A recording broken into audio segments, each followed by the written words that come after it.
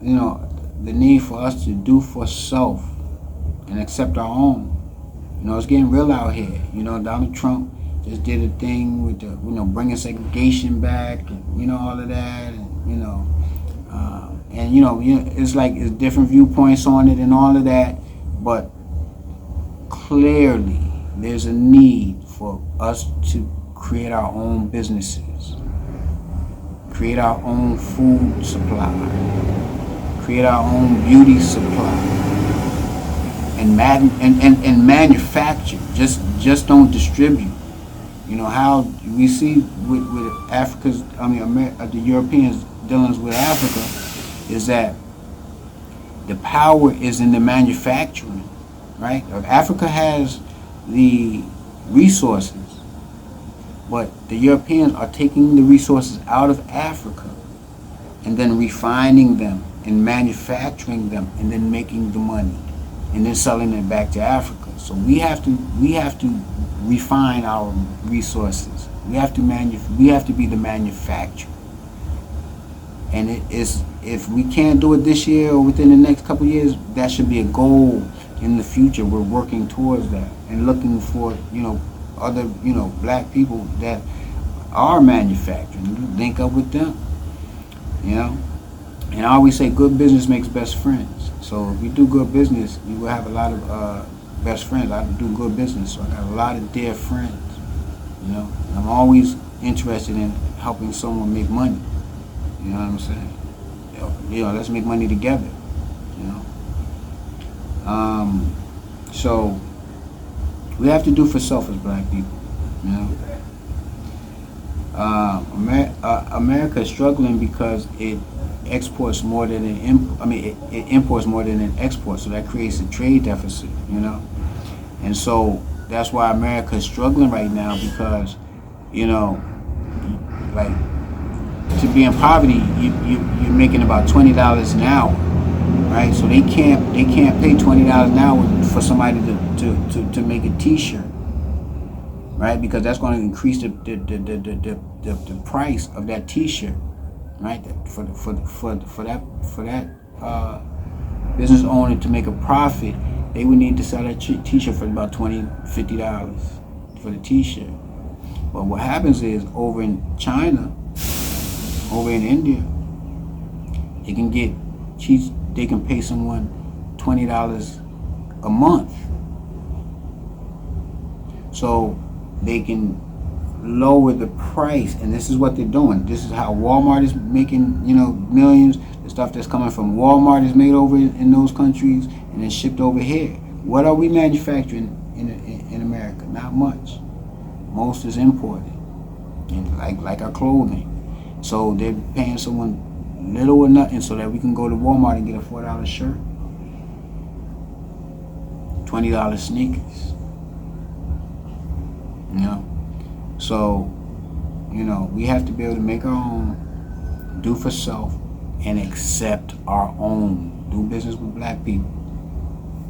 Do business with black people. As I ain't saying do business with FBAs, do business with Jamaicans, do business with do business with black people, because we're all black people. If we're looking at it as Jamaican, Haitian, all of that, then we're separating and seeing differences. And there's only two people on this earth, black and white. And black consists of the black, brown, red, yellow. And then you have the white, the Europeans, people in Europe. But I'll save that for another day.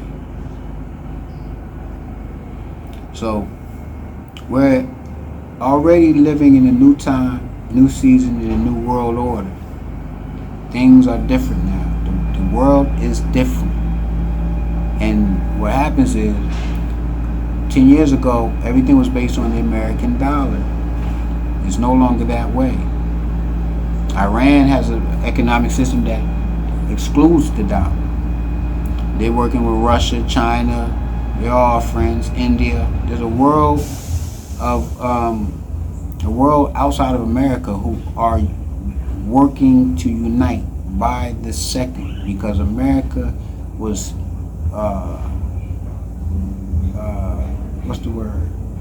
America was suffocating people through sanctions. And so their power was through sanctions. So they could go over and tell a country, listen, you need to give women rights, and they have to have equal to this and equal that, and they cause problems because we see what feminine did to America, destroy the black community and the country as a whole. Because black women are no longer fighting for black power; they're fighting for women's rights before black power. You know what I mean? So, and then there's a disdain in America for black women hate black men and black men hate black women. And so they use that dollar to go into countries and tell them what to do and who to do it. And so now that they don't need the U.S. dollar, in fact, Saudi Arabia is before 10 years ago, to buy oil from Saudi Arabia, you would need to use the American dollar. It's no longer like that. They now accept the yen, the ruble, the Chinese yen, the Russian ruble, and other currencies. And we know that Russia, Brics, right? Was it Brazil, Russia, India, China, South Africa were the first 5 countries that started, and they have come up with a economic system, that's outside of the American dollar, a currency. So people are working together, and that's what's going on in Africa. We hear about the Sahel region. The Sahel region of Africa consists of Mali, Niger, Burkina Faso, Mauritania, Senegal, Sudan, and Eritrea. That's like Central Africa, right? And so specifically Mali, Niger, and Burkina Faso, they have united and created a coalition. I think it's called the AES, if I'm not mistaken. But anyway, they have a coalition where they have kicked out all of the European control, kicked out to control the troops, all of that. Yeah, all did coups and ousted their leadership that was being controlled by the Europeans. While their people suffered, the leadership was thriving, driving fancy cars and fancy planes and European suits. And we know now Africa, Burkina Faso was in debt. These African countries have been in debt for over the last 150 years, and particularly since the Berlin conference. I think that took place in like 1864 or something. So what happens is that I talked about earlier about America having a trade deficit. So a trade deficit, let's explore what a trade deficit is. So the U.S. once controlled the world because they supplied the world, right? Now its demand is greater than its supply. So when the demand is greater than the supply, it becomes a deficit, right? And so America is experiencing a trade deficit because its exports, its imports exceeds its exports. So they bring in more things from other countries, made in other countries, manufactured in other countries, than they export, because most countries can't even afford this, American stuff. And Chinese is making everything that American does for cheaper. So that affects the gross domestic product. Now, let me talk about the GDP, or the gross domestic product. And the gross domestic product is the total value of all goods and services produced within a country's borders until a specific period of time, typically within a year. So in America, by December 2024, the United States exported 166 billion and imported 285 billion. So this is just for 2024. In December of 2024. So this resulted in a negative trade balance of $119 billion. So when this comes up, it shakes up the whole economy and destabilizes it. So that's why America is struggling right now. That's not good at all. Now let's go back to the 1700s in U.S. when there was slavery was going, and in the 1700s, the American GDP, or the gross domestic product, was 8 to 9%, and this was at the time when they were thriving. They can name the price of whatever they exported. And this is what Donald Trump in the manga is talking about. And listen, I'm not here to say Donald Trump is good or bad, and I'm not here to say Kamala Harris is good or bad, because I don't get into politics. I get into the teachings of Elijah Muhammad, which teaches us to do for self. The black man's salvation is not going to come from the White House. We have to create and build a black house. A house that is focused on the needs of black people around the world. So anyway, in the 1700s, that's a high GDP, 8 to 9%. That's excellent, and that's what created American wealth. At that time, in the 1700s, America mostly imported from Britain. And they imported things like teas, alcohol, and manufactured goods. Different things like flower pots, things that come from like a factory. British, they were one of the first ones to do the factory and mass production of things.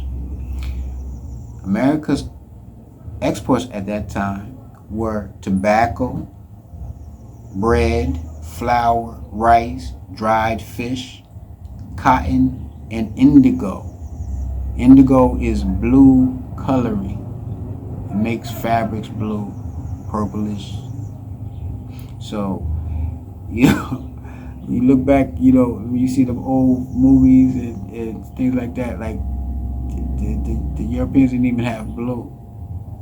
They didn't have blue because they don't have indigo. they can't grow indigo. Like Europe is actually one of the poor parts of the planet. They weren't growing cotton in Europe. Definitely not to the level that they were doing it in America. It's a poor country. Let's be honest. Britain is tiny. Britain is like the size of the country of Britain. The UK, United Kingdom, is the size of Massachusetts. Yet they're one of the most powerful countries in the world.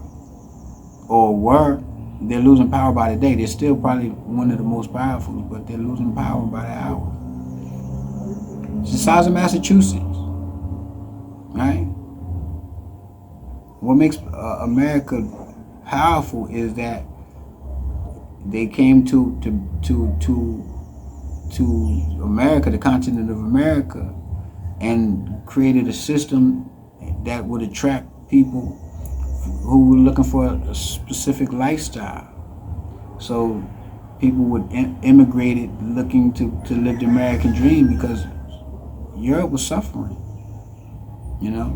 Before slavery and before they came to America, did their evil deeds, they were suffering. There were no trees. They had cut down all their forestry, so they were living, starving over there. And so once they came to America, that's when they were able to build, because they oppressed people and created chattel slavery, which is the worst type of slavery in the history of mankind. People try to say that the Arabs had slavery and all of that, but they didn't have the chattel slavery, where they raped and pillaged and killed, and that's another episode, a story for another time. So we were exporting tobacco, flour, rice. So these are foods. We were exporting food and clothing. We know the necessities of food, clothing, and shelter. And they were importing wood too. Exporting. This is exporting. So they were exporting food and clothing, or things to make clothes, to Britain, so that Britain could manufacture.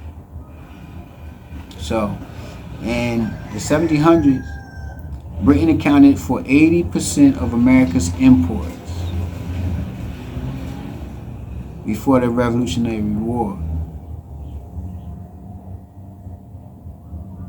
The Revolutionary War was in 1775, and that's one of the things that they warred over. They warred over what, kind of like Donald Trump's tariffs. How Donald Trump has tariffs and taxes on things that's incoming. The British were heavily taxing the Americans, and so yearly they would have to pay taxes, and it was cutting into the profits of the United States what they call planters. And the planters are what? They were the slave masters.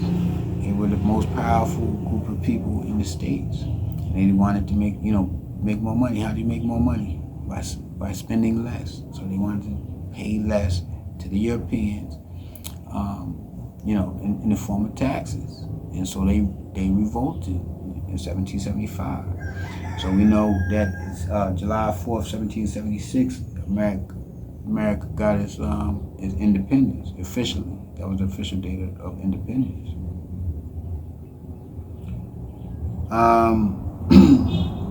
Now, at this time, around 75, the South produced surpluses, meaning that they always had more than enough and made a profit. After the revolt in 1775-800, there was negative trade balance. So there was no profit. They didn't lose money and they didn't gain any ground. But from 1800 to 1870, the American trade deficit grew by a negative. The GDP was a negative 2.2, so it's minus 2.2 per year. So they were struggling. So once they revolted, and it hurt them. They weren't making as much money, and so this caused problems, and which led up to the Civil War, right? Because they weren't making money. So what happened was Abraham Lincoln didn't free the slaves for to be good, and he was honest Abe and all of that. He freed the slaves because they couldn't compete. He freed the slaves because he sanctioned the war against the Union. He sanctioned the war for the Union to fight the Confederates. The Union were the up north, Jersey, Pennsylvania, Delaware, New York. They ran down on the cats in the South because they were trying. By the 1820s, they had abolished slavery in the North. So now they couldn't compete financially. They had a lot of variables that caused them not to be able to compete. You know, in the South, they were able to, they had longer work seasons where they can, function and do livestock in the wintertime. In the summertime, they grow crops and they made most of their money off of agriculture. In the North, they couldn't do that, so they were starving in the North, and they didn't have the backing of Britain anymore. So that's what caused the Civil War. In the 1800s, 10% of its output was exported, meaning out of everything that they made and produced in America, only 10 to 15% was exported because they had lost the connection to Britain. So trade to Britain was 0% GDP from 1821 to 1870. It rose to 1.7% from 1870 to 1970. So their greatest producing climate in years was pre-1775, when there was chattel slavery and slavery was rampant throughout America. And after the Civil War, it declined because they were exporting less. And after 1820, the North, what they called the middle colonies, New York, New Jersey, Pennsylvania, Delaware, and that area, they outlawed slavery. They abolished slavery. And there was a movement that began. So by 1860, America exported 60% cotton. That was their major crop for exporting, was cotton. Not so much tobacco anymore, not so much indigo. And I'm sure America found other ways to get those things. I mean, not America, Europe. I'm sure Europe found other ways to get the tobacco. They probably got it from, India and these, different places. Certainly China and places like Africa. So let's make it clear: Abraham Lincoln did not free slaves because he was an honest man. I want to read a quote from Abraham Lincoln. He wrote a letter to Horace Greeley about the about the coming war against the Confederates. Abraham Lincoln represented the Union. He wanted to keep the Union together. It was falling apart because there was no unity. The North wanted to, destroy the South because the South was getting free labor. They still had slavery, chattel slavery. And to do that, they had to stop it. And they were trying to get the people to, stop, you need to stop with the slaves and slave ownership and all of that. Meanwhile, they were mistreating black people up north. But, they had, limited freedom. They weren't forced to work, they made a little something. But up north, the unions is what, kept America going. The workers' unions and things of that nature. So Abraham wrote a letter to Horace Greeley. And I believe Horace Greeley was a senator, if I remember correctly. But his words in this letter is, if I could save the Union without freeing any slave, I would do it. And if I could save it by freeing all the slaves, I would do it. And if I could save it by freeing some and leaving others alone, I would also do that. If I could save the Union without freeing any slave, I would do it. If I could save the Union without freeing any slave, I would do it. So his interest wasn't in freeing slaves. His interest was in in saving the Union, because the Union was the power base in America. So he wanted to save the power base, and the power base decided to run down on the Confederates. And in 1861, they ran down. And their intention was not to kill white people or to start a war with white people, but that's what black people thought they were there for. That was their interpretation of that move. So they started, when the Union came into town, black people would run to the Union and say, "Save us! We don't want to go back." So the Union did not want to send them back to, slaves, because their intention was to destroy slavery so that they can compete. So they put them in camps, out of the Confederates' hands. So that's pretty much how slavery ended. We left,